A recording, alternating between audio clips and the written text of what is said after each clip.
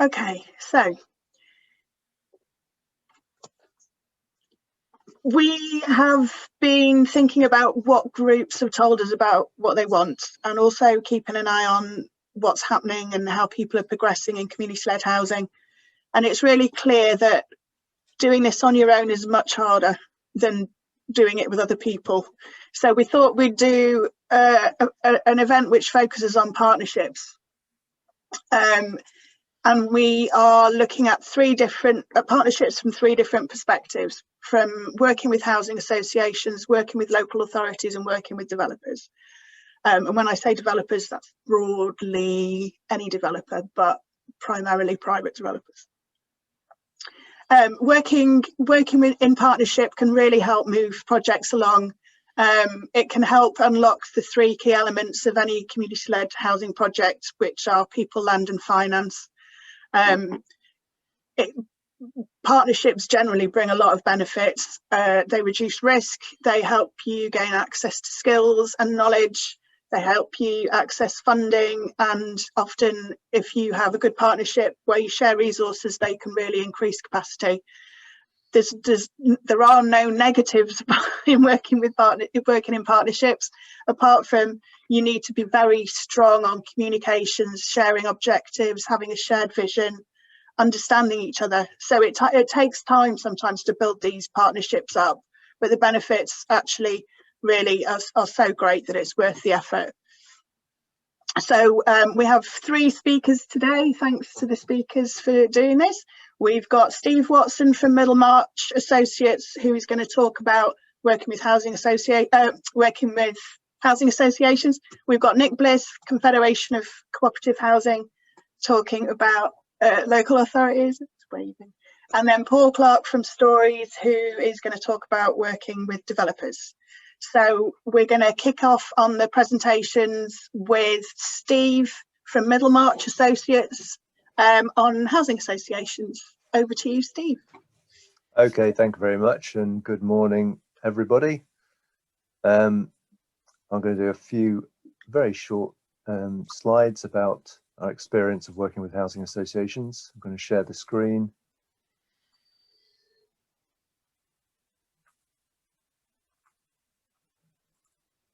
There we go. So I hope you're all looking at the screen. H, just shout at me if anything seems to go wrong from your side. So yeah, just not very many slides here. A quick introduction to our experience of working with housing associations. I'm a technical advisor with a specialist organisation called Midlands, which is to community-led housing groups. So our partnership, programme of partnerships between community-led housing organisations and housing associations has been running for nearly 11 years now, and has completed 200 homes, with another 500 in the pipeline, and has even had coverage on BBC. Just to give you a sense of the kind of scale of this, that's where all our projects are. The blue ones are completed, and the ones with purple markers are the ones in progress. It's been a really popular model.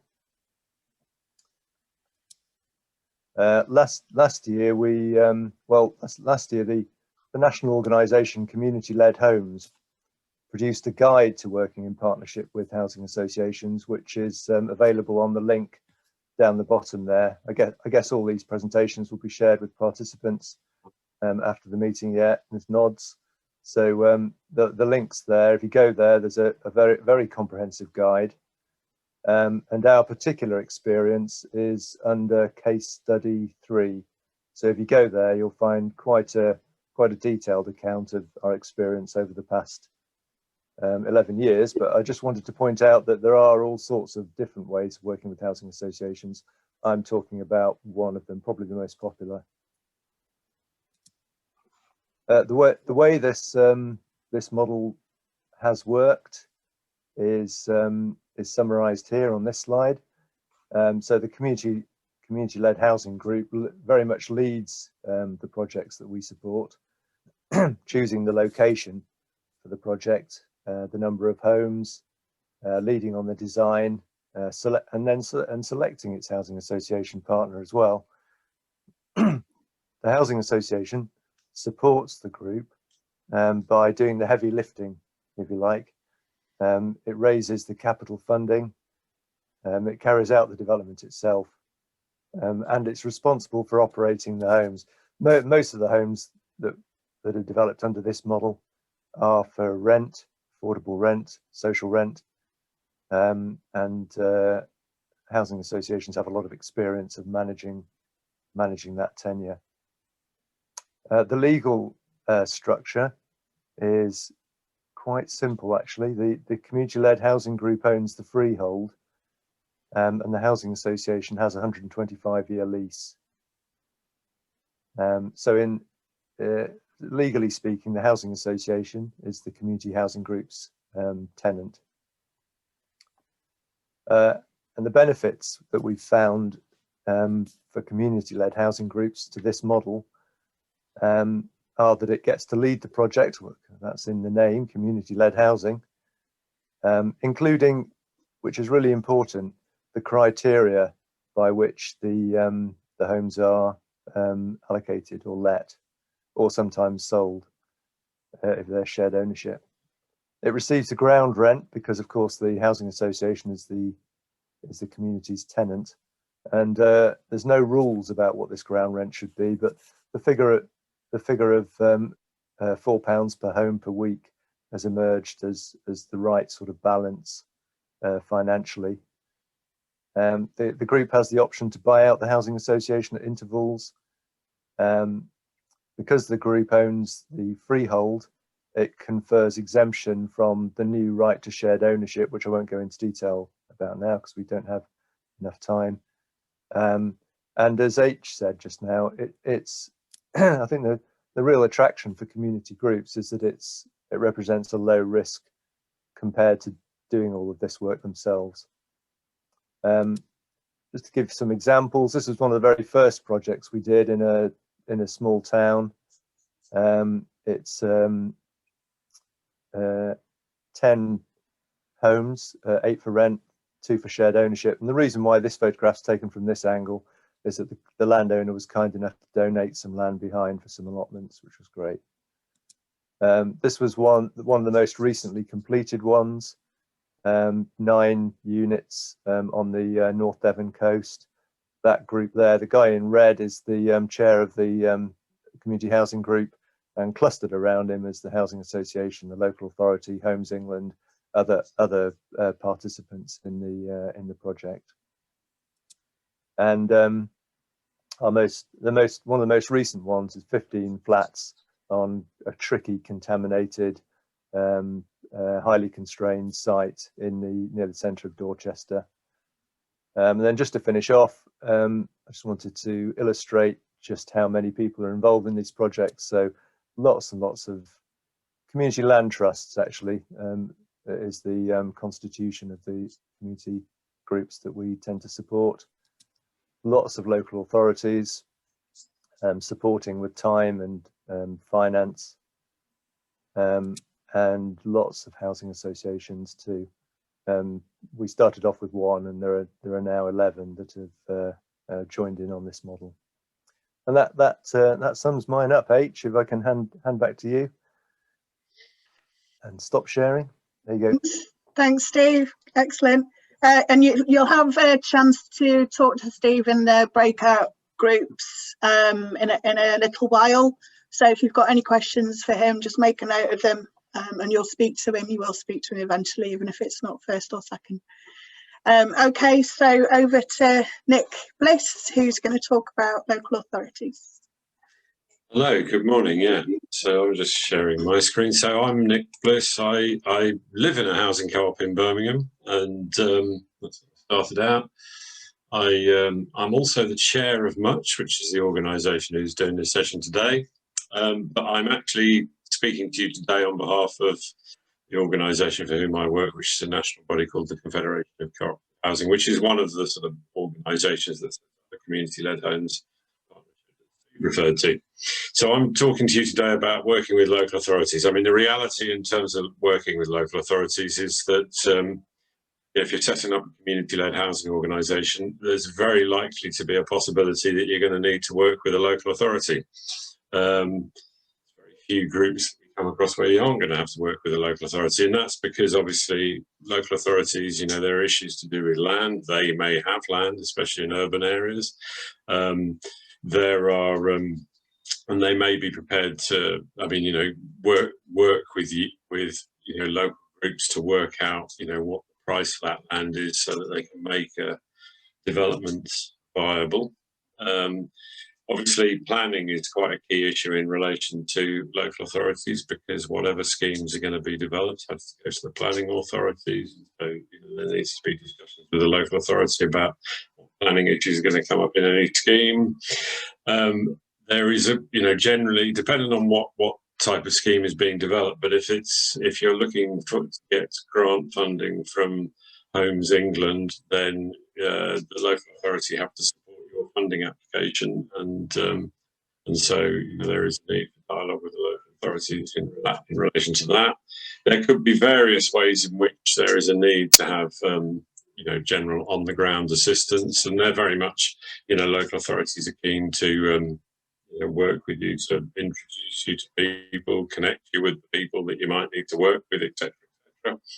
And then the final point there is just in terms of if you are developing a scheme which includes low-income rented housing, which is being grant funded by Homes England, then there will be a need to have a discussion with the local authority about who will be housed in that property and whether they're going to be nominated from the local authorities register. So a critical issue, certainly across the West Midlands authorities, is the need for affordable rented homes, and there's a big register of people who need housing, and so that's a key issue for local authorities, across the piece. I think generally speaking, our approach on all of this is that, we should be stressing to the partnership approaches between community groups who want to develop community-led housing and the local authorities. And, certainly the local authorities, should want to work in partnership with community groups, and they will work in partnership with, it's about, community groups making offers to local authorities because, in relation to what they can do that will help local authorities achieve what they want to do. And in return for that, local authorities hopefully providing all sorts of assistance. And, there are certainly experience in other urban authorities across the country, Bristol and Leeds, particular ones, where, the local authority has worked very much in partnership with groups to actually develop schemes. So there should be a good and open dialogue community groups and local authorities. So one of the things that struck me about a group in York, actually, that we're setting up called Your Space, they talked to me about how when they set up, they had absolutely no knowledge of how the local authority works, and they kind of just saw it as one amorphous beast, and it's kind of anything but that. So obviously, local authorities have elected councillors, and then there will be some who will be portfolio holders, somebody who is charged specifically with the housing brief. So, there's a possibility of talking to that person. That would be particularly useful. But then they also have officers who are employed to do certain things. Obviously, there is a leader of the council. There is always somebody who's charged to deal with finances, and often they have the most power in the local authority because they're sort of looking at how the local authority finances work. Planners, I referred to that earlier, they're important. The people in local authorities who I know called strategic enablers, people who are charged to actually try and develop housing across their area. And then there may be officers who are working on sort of community regeneration levels and that sort of thing. It's useful to try and create relationships with any of these kinds of people. There's also, in terms of a community group working with a local authority, what is particularly useful is to work out what the local authority's local plans do. So each local authority is required to have a local plan that sets out what they're planning to do in relation to housing, and they'll have various strategies related to that. So if you can find out what the local authority is actually looking to try and achieve, that can be quite an important part of the process. I mean, as I said, across the West Midlands, one of the key issues probably in any of the local plans in the West Midlands will be about how do we develop affordable rented housing. In terms of sort of trying to make the partnerships of those local authorities, Much certainly can help with that. Much worked previously with Birmingham City Council on developing a community-led housing strategy, which is, quite an exciting strategy, and, potentially enables, community groups to do quite a lot. So we can talk to people about that. And obviously, since then, we've gone on to start, Much has gone on to engage with other West Midlands authorities, the other ones, and, with varying different things going on in each of the West Midlands. So we can help to facilitate relationships with the local authority, and we can help to sort of identify the right ways to try and work with local authorities, working in partnership with them. And then my final point of my allotted 8 minutes, H hasn't yet flagged up that I'm overrunning. My final point is just that my organisation nationally has set up a body called the Community-Led Housing Local Authority Group, which brings together representatives from local authorities from right across the country to talk about different aspects to do with community-led housing. And so that's also a resource that may be useful in terms of sharing experience right across the country. Okay, so I look forward to meeting people in the discussion groups. Is that all right, H? Have I kept within my 8 to 10 minutes? Thank you. Yay, stop sharing. Thanks very much, Nick. I think your sound was a little bit in and out there, but I think most of what we heard was, I could follow you. Thanks very much. So over to Paul Clark from Stories, who's going to talk about working with developers. Hello, everyone. Yeah, let me see if I can share my screen now. How do we do this? So, I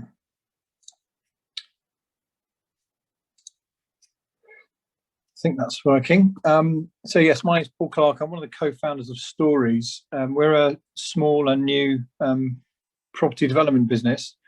We are a for-profit enterprise, but we are a registered pending benefit corporation, which means we're a B Corp, which means that we have doctored our articles of association and are holding ourselves up to the scrutiny of the independent B Corp movement, who and we're looking to pursue a triple bottom line of basically people, place and profit. So we are for profit, but we look at all of our projects through the lens of what good could we possibly do in this place. We tend to operate, we tend to focus our efforts in the lowest third indices of deprivation, and looking to operate alongside landowners and groups who have a long-term interest in a place. And I can talk more about that if anyone's interested. Just on the topic of partnerships, what I thought would be useful is just to perhaps unpack the developer's profit motive to help you guys that might be looking at developers to understand what you bring to them and what they might bring to you. And I think it is also it's always helpful to follow the money and just to understand people's the pressures and what people can do to create effective partnerships. And if I just point initially to this document, which is it's the brochure for the Housing Delivery Fund, which is administered by Barclays but in collaboration with Homes England. And what that's doing is providing debt and stretched mezzanine for developers, and it's a useful place to start just to get a bit of context. What they're offering is relatively market. But what they're offering is they are offering developers 65% loan to cost. The other metric they use is 55% loan to value, and then they will leverage that up. So the Barclays offer a first charge and it's a bit like your mortgage, but they'll offer 65% loan to cost, and then Homes England will step in to top that up to 80% of loan to cost. And so if you think about this as a capital stack, total cost on the right, Barclays put in 65% of the cost of the project.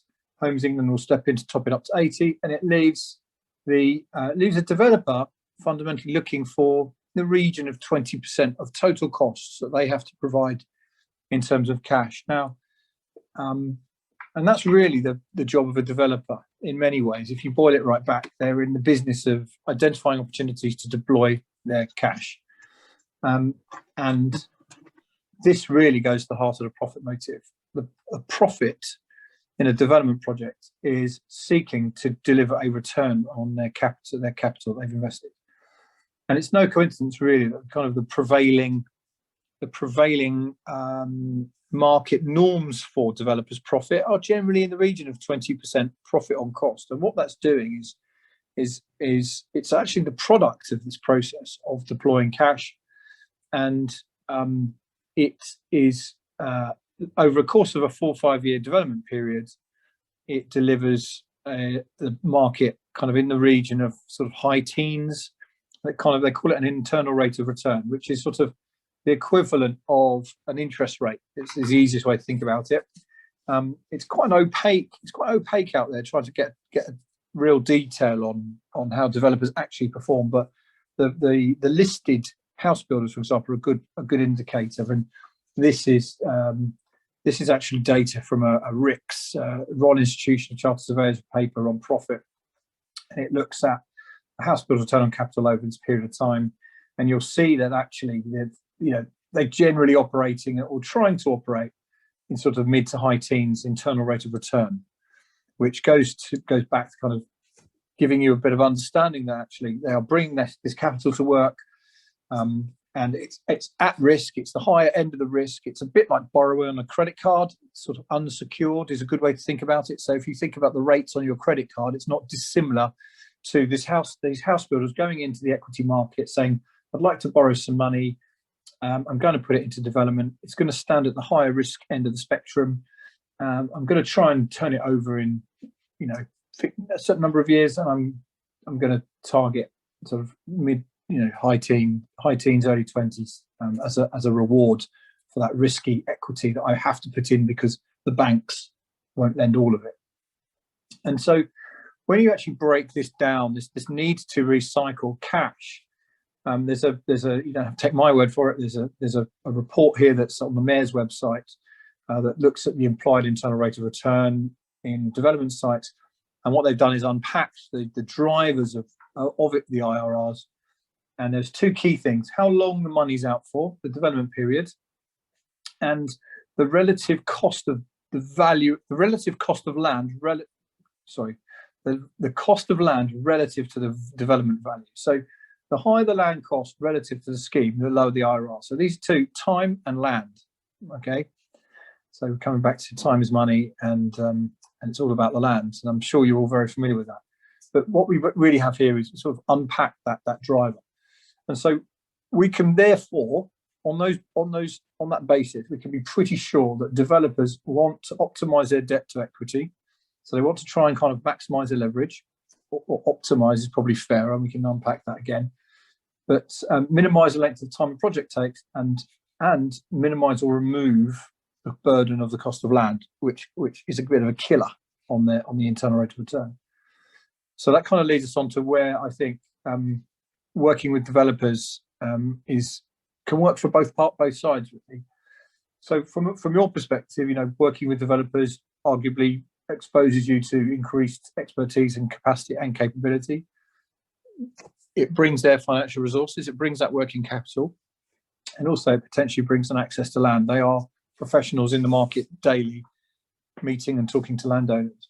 But equally, if you think about it, what you bring is really interesting too, and it's certainly why Stories is interested in meeting and talking to people, community groups, in that actually you can play quite a key role in de-risking this project. So de-risking the back end by having pre-sales or pre-lets. You bring pre-sales and pre-lets to them. So the longer a project after completion carries on, they call it the sales tail. The longer that sales tail is, the worse it is for them, because all their money's out and they're waiting to sell or let those properties.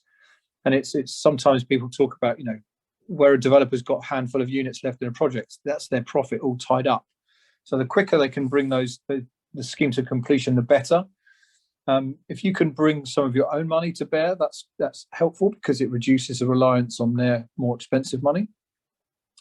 In theory, one might hope for a smoother ride through planning, but I know that's not always the case. But it's certainly something you might be able to bring to the party because, as we know, and we've just heard, planning is a highly political process. And also, you know, there is also the truth that you may bring land to the party, which, especially if there's a way of deferring the payments for land or negating the cost of land somehow, if it can be and if land can be brought into a transaction in a more structured way, it really helps. And what that seeks to do is it brings the profit margin requirements can bring them right in. And that's certainly what we at Stories try to do. We try to work out how we can de-risk projects at the outset to minimise the margins that we need to to protect the returns on the capital that we go and raise from third parties. So it's sort of a whistle-stop tour, but I think there's some real benefits in talking to developers, but also from developers paying a bit more attention to this aspect of the marketplace. And I'll pause there. Great, thanks very much, Paul. I know it was really interesting because that really was a view from housing, so good. We are going to go into breakout rooms now. You're going to have an opportunity to ask the speakers more questions and have a chat about that particular area. I'm going to take any questions in the chat. Just type questions in the chat if you have them. But let's just go to each of the speakers and they can just say what they covered in their conversations. Can we go to Steve first? Yeah. Very briefly. There was some great questions. What attracts housing associations to partnerships? That always comes up because it sounds like quite a good deal for the community group. Do you want me to answer those questions now, H? Yeah. Yeah. Okay. Well, not all housing associations are attracted to these projects. Some of them just say, nope, they're too fiddly, they're too small, we're not interested, and we certainly don't want to hold any community group's hand, and that's their prerogative. But those ones that are interested really do want to work more closely with the communities in their patch, and understand that their role is supportive, as opposed to the kind of project they would normally do, which is leading.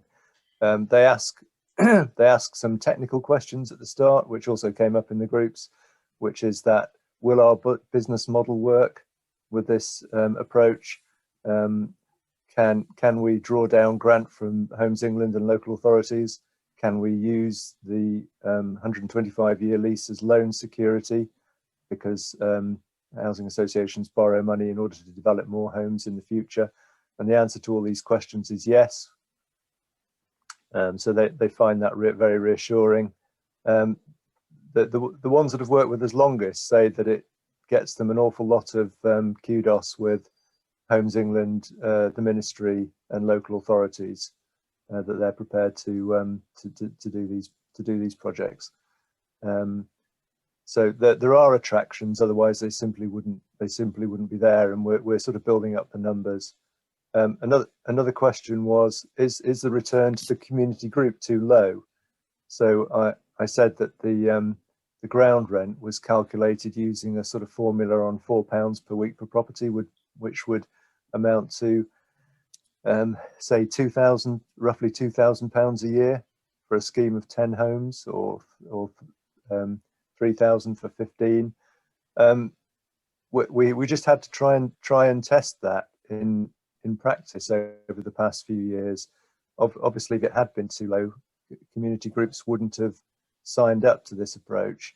But actually, it's been high enough, considering that the group itself doesn't take the major risks, that it's been felt to be a worthwhile return. It pays for the group's running costs and allows them to build up something of a reserve, which is a big benefit to them. At the same time, it doesn't bite too much out of the housing association's income, so as to fetter the viability of projects. And then I'll just mention a couple of other questions. land supply was one. So that this issue about rural and urban, a lot of our projects have been in rural areas because land supply is potentially plentiful because most rural communities are surrounded by agricultural land which can be developed under local authority exception site policies. In urban areas, it's been far more challenging, and it depends much more on contributions of affordable land from town councils and local authorities. And I was particularly talking in the last group about a few local authorities that we're working with now who are filtering out their smallest land holdings. We're talking about pieces of land with the capacity for maybe 1 to 5 units to form baskets of sites for community groups and housing associations to develop as a single project. So in one town in Somerset, the local authority has found what I would call 15 fragments of land, disused garage sites, unused play areas, just surplus open space, 15 fragments of land that have the capacity for 30 units. And you know, that's the kind of project that this particular housing association and community group are really excited by, whereas most housing associations wouldn't be interested in, you know, again, such a complicated project. So is that okay for now, H? Yeah, spot on. Has anybody got any more questions for Steve while we're with him that didn't get a chance to speak to him? Mike?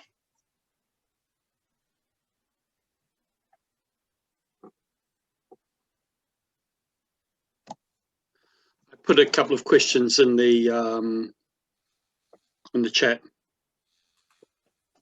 Okay. Okay, so if we were to partner with a housing association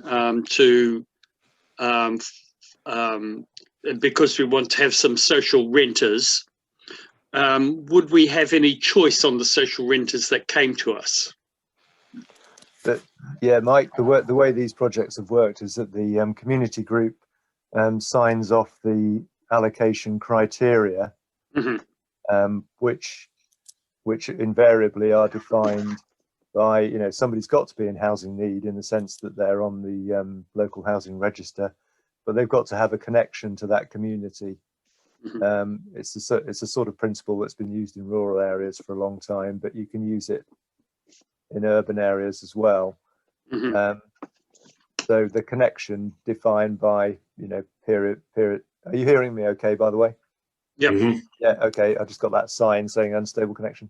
But yeah, so local connection being defined by periods of residency or local employment or, you know, family living locally, that kind of thing. Mm-hmm. So the community group signs off those criteria, and then the housing association lets in accordance with this criteria. But the community group doesn't have a veto, in a sense, on who the housing association lets to. Okay. So providing they do it in accordance with the community's criteria, then that's and actually most of the groups we work with don't want to have any influence after they've signed off the criteria, because they don't want to be seen in the community as having that influence. Yeah, I mean, we're a co-housing group, so we would expect to have a close relationship with the people that with the social renters, you know, apart from the fact that I mean, we're a mutual home ownership society, so apart from the fact that they wouldn't have any equity, we would want them to be equal members. That has been done actually, Mike. Even before our time, that you probably know the Threshold Centre, do you, in Gillingham in Dorset? Threshold, okay. Yeah, that was a partnership with the housing association where they introduced the values of co-housing as another kind of prerequisite for renters as well as buyers. Yeah. I mean, there's some distinction here between sort of urban and rural areas in relation to that question, I think, because I think, you know, I referred to the fact that my housing co-op is developing on Birmingham land. we're just starting some discussions with Birmingham City Council about how nominations will be done from the local authority. And I think, you know, that's the key issue here, is that this is more of a question not necessarily in relation to the housing associations, it's more of a question in relation to the local authorities, because it's about agreeing whatever mechanism is used with the local authority. I mean, Birmingham have, and I know you're from Birmingham, Matt, Mike, so yes, I mean, Birmingham have indicated that they're interested in flexibility. You know, we're yet to work out exactly how that's going to work in practice, but you know, I talked to them about, you know, because we're developing 11 flats, and I talked to them about, could we sort of like advertise the whole waiting list for 1 and 2 bedroom properties, which is what we're building. And they said, well, there's 9,000 people on the list, so what are you going to do when 9,000 people all express an interest for 11 flats? So it would be a challenging issue, but there we go. But, Nick, do you want to? Yeah, okay, so I mean, there were some fascinating discussions, and I think, you know, one of the things I was particularly struck by was, you know, something like how many people I communicated. It was about 10 people altogether or something. Everybody had a different story, and all of them sounded really exciting and potentially really, you know, could deliver things, which is great. So, you know, the main actual recommendation I had was that they need to be in dialogue with MUCH so that we can help, you know, MUCH can help shape your projects and help you get to where you want to get to. And part of that would be about, you know, creating relationships with the local authorities. But the specific local authority points that were made was a need for training the local authorities and people right at the senior management level so that they understand what the issues are in relation to community-led housing and the potential. People referring to the difficulties of turnover in local authorities, that, you know, you build a relationship with you know, particular people and then they move on, which can be difficult. Then I think the other key point that was being discussed was, you know, inverted commas, called the power of the politician, which is obviously really important in terms of local authorities. And so there was discussion about how easy it is to contact Sharon Thompson, who's the portfolio holder in Birmingham, with one person saying it was not so easy and another person saying it was easier. So Sharon is maybe elusive to some, but not to others. But, you know, I know Sharon is passionately supportive of trying to help find affordable housing, because they've got an enormous problem in Birmingham to housing people. So those were the key issues, but I think really, yeah, it's some fascinating discussions. We also had, you know, some discussions about the differences between urban and rural, and yeah, that's a critical issue. We got. I was just noting some of the other points here. Is if HAs use developments as collateral for future developments, what happens if the HA goes bust? Well, I mean, theoretically, HAs don't go bust. They get merged into other housing associations if there's a problem, really. I mean, so, you know, I can't remember that there's ever been a housing association that has just disappeared without trace and its properties have disappeared. You know, basically, you know, what happens is they get merged into other housing associations. So I know that, you know, in terms of sort of some of the associations that Steve's works with, there's, you know, groups that started out working with one housing association that have now ended up 2 housing associations later because they've merged, and, you know, that can be an issue because they have to make sure that they maintain the relationships with the new organisations. So that generally wouldn't be a problem in terms of working with a housing association, but apart from the fact that you have to maintain the relationships. I just also kind of thought, in terms of the discussions we've been having, I mean, it's like, you know, Steve's model is absolutely brilliant, you know, and has delivered some fantastic schemes. And, you know, I think Steve is actually working on the scheme somewhere in the West Midlands. I'll be interested to see how what he's doing could match on to sort of some of the urban stuff we've got in the West Midlands. But there are other ways of working with housing associations, as Steve points out. And I noted, you know, we talked, you know, a little bit with Teresa from Housing 21, you know, and I think your interest is more about sort of elderly homes for elderly people, and you know, this kind of co-housing type context and stuff. So, you know, the example that Steve pointed out is right, and, you know, the co-housing thing is a slightly different approach. And, you know, there's other. I think we had Carl Taylor from McCord coming onto the session a little while ago, but he disappeared. But he's from Accord Housing Association up in West Bromwich, and they've worked with many different community-led housing schemes over the years, including my own housing company. They're actually supporting us in terms of our developments, and that's kind of just more of a development relationship that we're just paying for their services, and that's a possible way of working with housing associations.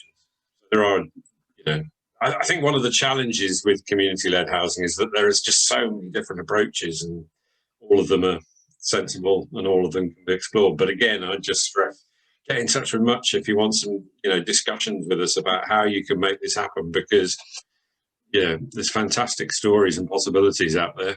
Come and talk to us, please. That's me. Is that all right?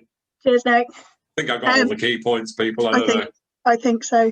And cheers for answering that question about housing associations going bust.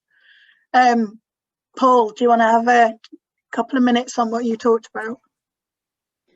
Yeah, I mean, a lot of the similar themes, not that surprising. I think one of the things that did come up was about how to build confidence in stakeholders around a community group, namely sort of the politicians, local authority, and investors. And I think ultimately it is about this chicken and the egg question. It's land and money, and which comes first. You need a bit of both, and it's a bit of an iterative process. So I think there are no shortcuts really. It's just about keeping lots of conversations running, lots of plates spinning. And a lot of development is about confidence, about building confidence and trust in stakeholders. And so talking to HAs, talking to Much, local authorities, and just kind of keep circling back round. And the money is, there's lots of money out there at the moment. It's been a funny time. The land market's been really quiet for coming up for a year. No surprises there really. Certainly my own land tracker is backing up. I'm tracking a lot. I'm seeing a lot. The wall of, it'd be interesting to see what happens with this wall of money and little pent up demand from developers trying to spend money that they've raised in the market for this purpose. But yeah, there are no shortcuts to it. It's virtual shoe leather or real shoe leather. I was always told, but I think that's been an interesting theme.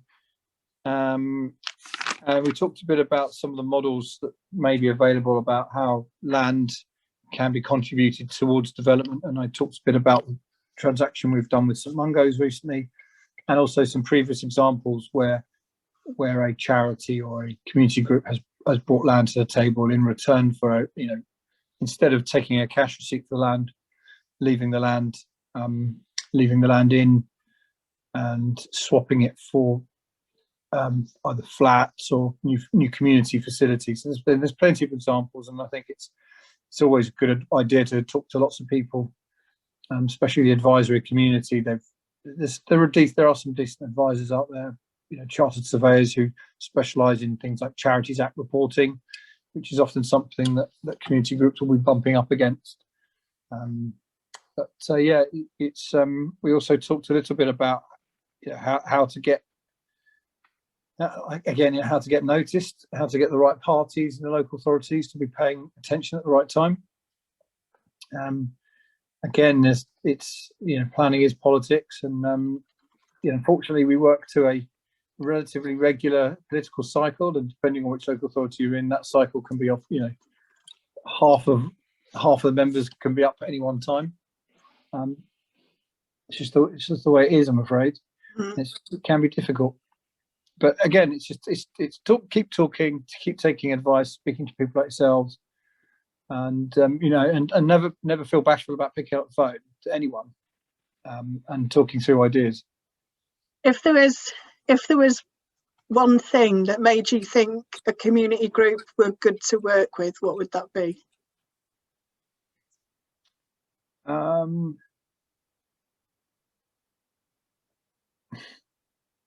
I think clarity of vision and a really kind of a really clear sense of purpose. It would help to see them have been incorporated. I was having a look at Chance during the break, and that's a good example of a group that's well established, knows what it wants, and is ready, is hot to go, is hot to trot. That's always helpful, I think. I mean, the thing is, I am talking to a group that hasn't even incorporated at the moment, but they are pretty singular-minded, and they're just interesting people. So it's all about people at the end of the day. And you know, do you feel like these are people that have a good handle on what they're trying to do? Because at the end of the day, people will move around, but the vision and the ambition is what's consistent. And so everyone, and that's the definition of a good partnership, is that everyone buys into the end game. Like, where is this going? Do we all agree we have a shared vision of the future? And then it doesn't matter if people come and go, because the thing is up and running. So I think that's what I would always look for, is do I believe in the vision and do I want to be part of that? Yeah. So it's a hearts and minds thing, really. Yeah. Okay, great. Thanks for that. If anyone has any more questions, then just let us know. We answered everybody's questions in the chat, I think. Okay, excellent. So a little bit early, but thanks everyone for joining us. Hope you found it useful. We'll send round feedback form soon. Otherwise, thanks very much to our speakers, Steve Watson, Nick Bliss, Paul Clark. That was really handy. Thanks very much. Cheers, everyone. Cheers, H. Bye. Everybody. Bye.